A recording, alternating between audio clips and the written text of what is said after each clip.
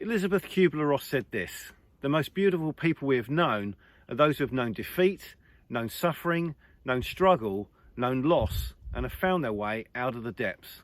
When it comes to the struggle, the most difficult roads can often lead to the most beautiful of destinations." Welcome to this week's Hope from the Hills. The Bible says this: "Consider it pure joy, brothers and sisters, whenever you face trials of many kinds." That's James chapter 1 and verse 2.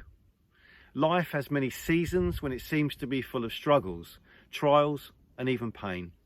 Regardless of whether we are rich or poor, when it comes to life struggles, they come to us whether we want them or whether we don't. And we may not have complete control over the many things that happen to us or those around us, but we do over how in those moments we choose to respond.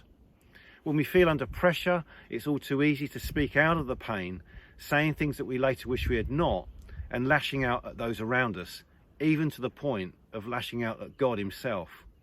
And yet the struggles of life can, and often do, point out the weaknesses we don't see in ourselves when life is seemingly good, and prompt us to rely again upon the source of all things, and that's God, in ways that we just simply would not unless we had those uninvited, trial-brought needs. When adversity comes, we are forced to face problems and pressures often too big for us to resolve, and in the midst of those moments, God finally gets our attention and invites us to once again trust in him. "Come to me, all you who are weary and burdened, and I will give you rest." That's Jesus' invitation and own words from Matthew chapter 11 and verse 28. It's all too easy then to depend upon ourselves, our resolve, our wisdom, our understanding, and even our intellect and the prevailing circumstances, and try and map out our own strategies and solutions to resolve and overcome the struggles and the problems. We look at what we know based upon what we believe are the facts and let them alone become and determine the outcome for us. But God, in his wisdom and his economy, doesn't work in that way. He doesn't follow our evaluation and fact-based wisdom. In fact, he often goes against them. And when it comes to the place where we're reliant upon our own knowledge and timing, it can quickly become a breeding ground for frustration, anxiety, and fear, rarely yielding the outcome and results we so thought that we needed.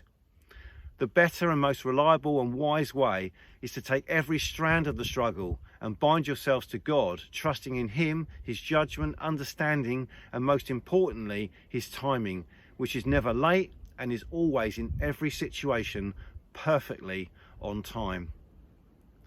For everything there is a season and a time for every matter under heaven. He, that's God, has made everything beautiful in its time. And those are two verses from Ecclesiastes chapter 3. God knows, understands, and sees our situation. And more importantly, he knows what he's doing. He is and always will be the Alpha and the Omega, the beginning and the end of all things. He never does anything haphazardly, without purpose, or without the ability and the authority to step in at any given moment, even to the point that sometimes events need to run their course for the result to be both right and both meaningful. Waiting can seem unending and even tortuous if you allow it to be so.